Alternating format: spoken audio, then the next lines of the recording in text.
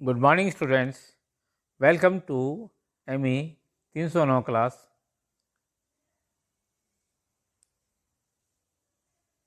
Labour costing में आपके syllabus के यूनिट संख्या 5 लेबर कॉस्टिंग में अब तक अपन ने पढ़ चुके हैं 5.1 type of wages and incentives. दूसरा 5.2 वेज डिफरेंशियल्स। आज पढ़ेंगे 5.3 methods of ways payments. Methods of ways payment part 1 की स्टडी करेंगे। पार्ट 1 के अंदर क्या आता है वो अब डिटेल में पढ़ेंगे। अर्थात रिपीट करें, वेतन भुगतान के तरीके, मेथड्स ऑफ वेज पेमेंट्स। श्रमिकों के वेतन भुगतान के विभिन्न प्रकार के तरीके निम्नलिखित हैं। पहला तरीका है टाइम और डे रेट सिस्टम, समय दिन दर पद्धति। दूसरा है straight piece work rate system, सरल खंड कार्य दर पद्धति। तीसरा आता है combination of time rate and piece rate system, समय दिन एवं कार्यखंड दर पद्धति का संयोजन। चौथा आता है इंसेंटिव्स प्रोत्साहन राशि। पांचवा आता है प्रॉफिट शेयरिंग सिस्टम। छठा आता है लाभ विभाजन पद्धति, मतलब पांचवा जो है आपका लाभ विभाजन पद्धति। छठा आता है high value plan, high wages plan, उच्च वेतन योजना। अब पढ़ते हैं अपन डिटेल में वापस। टाइम और डे रेट सिस्टम, समय या दिन दर पद्धति। ये पद्धति उपयोग की दृष्टि से सबसे महत्वपूर्ण है और यूनिवर्सल है, कॉमन है, अधिकतर काम में ली जाती है। इस पद्धति में प्रति घंटा श्रमिक को प्रति घंटा, प्रतिदिन, प्रति सप्ताह या प्रति माह की दर से वेतन का भुगतान किया जाता है। इस प्रकार के वेतन से उत्पादन की मात्रा पे वेतन का भुगतान निर्भर नहीं करता है, मतलब प्रोडक्शन की क्वांटिटी के ऊपर डिपेंड नहीं करता है। ये केवल मात्र श्रमिक के टाइम पीरियड पर निर्भर करता है कि वे कितनी देर तक पर्टिकुलर कार्य से जुड़ा रहता है। एडवांटेजेस, इस सिस्टम के एडवांटेजेस लाभ निम्नलिखित हैं।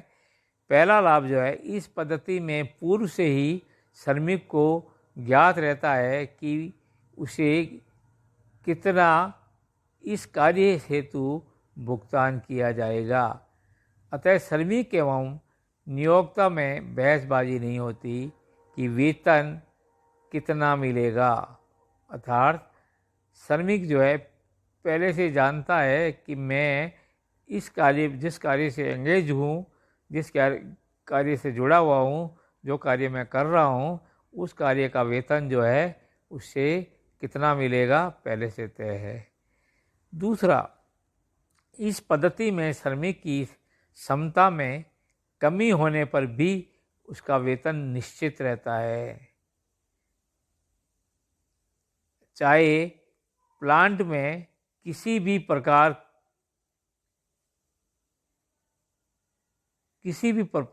के बिना टाली जाने वाली दुर्घटना या बीमारी या थकान की वजह से कार्य की क्षति हो भी जाए, अर्थात अगर मान लिया कोई हड़ताल हो जाए और प्लांट बंद हो जाए या आपके प्लांट में किसी प्रकार की दुर्घटना हो जाए या श्रमिक को बीमार हो जाए या श्रमिक थक जाए तो उसके वेतन की कटौती नहीं होती है। तो तीसरा आता है, इस कार्य में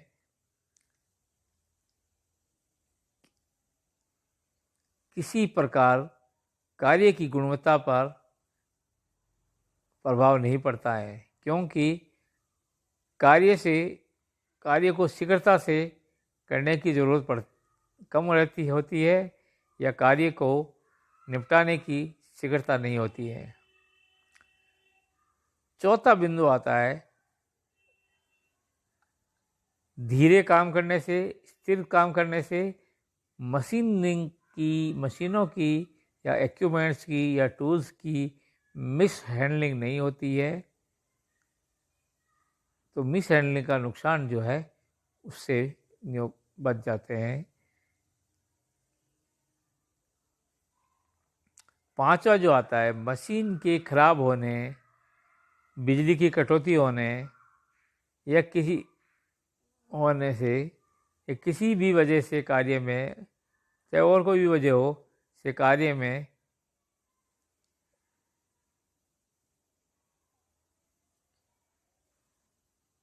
बाधा होने पर किसी वजह से श्रमिक का वेतन नहीं कटता है, अर्थात किसी भी प्रकार का नुकसान नहीं होता, चाहे प्लांट में कोई भी गड़बड़ी हो जाए। छठा आता है इसमें वेतन की गणना करना बहुत सरल है, बहुत ही आसान है।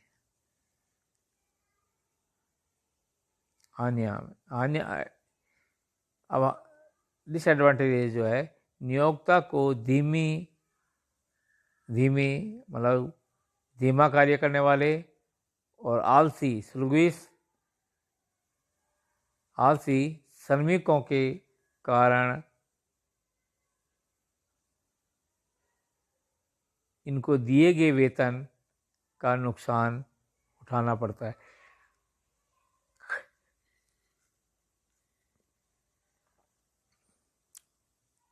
दूसरा आता है इस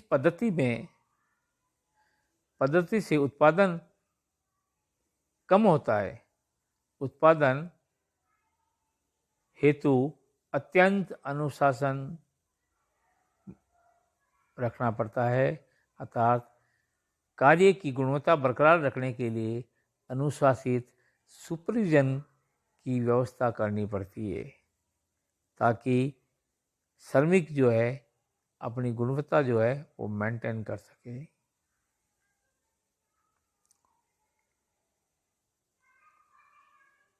अतः संतोष पर मतलब सेटिस्फाइड प्रोडक्शन हेतु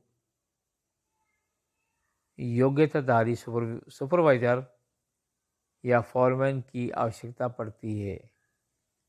तीसरा, इस पद्धति में उत्पादन लागत अधिक आती है।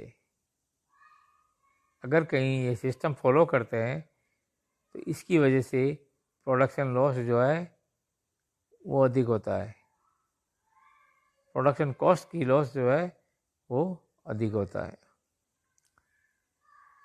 चौथा जो आता है, ये पद्धति आलसी श्रमिक होने पर उपयुक्त नहीं होती है, आलसी श्रमिकों की वजह से उपयुक्त नहीं होती है।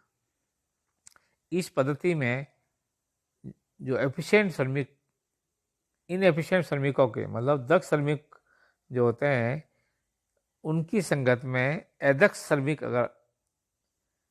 श्रमिक और अदक्ष श्रमिक इनकी आपसी संगति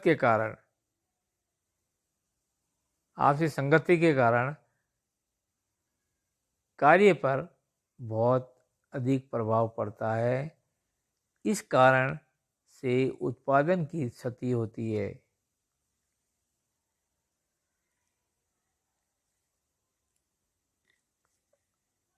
अब देखें कि ये सिस्टम कहाँ उपयुक्त होता है। सूटेबिलिटी ऑफ द सिस्टम, इस सिस्टम में छोटा सा कार्य भी बड़ा बना दिया जाता है। कोई भी श्रमिक जो है वो इस कार्य हेतु इंटरेस्ट नहीं लेगा, क्योंकि उसको वेतन तो फिक्स मिलने वाला है। वेतन के कारण वेतन की निश्चितता के कारण वो किसी प्रकार की रुचि नहीं लेता है, न ही वे बड़ा कार्य करने के लिए तैयार होता है। कोई भी श्रमिक हार्ड वर्क या डिफ़िकल्ट कार्य के लिए भी तैयार नहीं होगा। इससे कुछ भी उत्पादन जल्दी प्राप्त नहीं होगा या प्राप्त तो होगा नहीं, मतलब इससे प्रोडक्शन तो जल्दी प्राप्त नहीं होगा, अपितु देरी ही हो जाएगी। और देर होने से श्रमिकों द्वारा सरल कार्य या सरल उत्पादन में ही करने से उत्पादन लागत जो है, ओवरऑल जो प्रोडक्शन कॉस्ट है, वो उसको ऊंची बनाएगा। ये सिस्टम केवल मात्र निम्न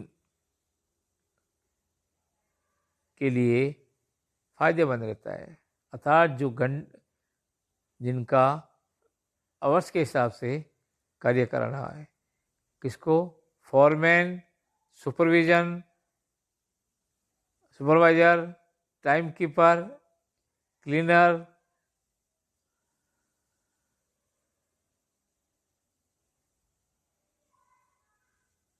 engine man, store keeper, gateman, इनके लिए उपयुक्त रहता है, क्योंकि इनका कार्य, समस्त कार्य केवल केवल समय से होता है, ताकि इनका भुगतान करने में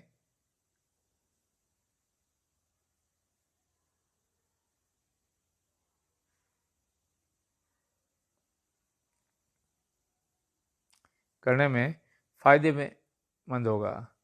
अर्थात केवल सुपरवाइजरों के लिए, गेटमैन के लिए, टाइम कीपर के लिए, फॉरमैन के लिए, क्लीनर के लिए, इंजन मैन के लिए, ट्रॉली मैन के लिए, क्रेन ऑपरेटर के लिए या गेटमैन के लिए ये सूटेबल होता है। Thank you.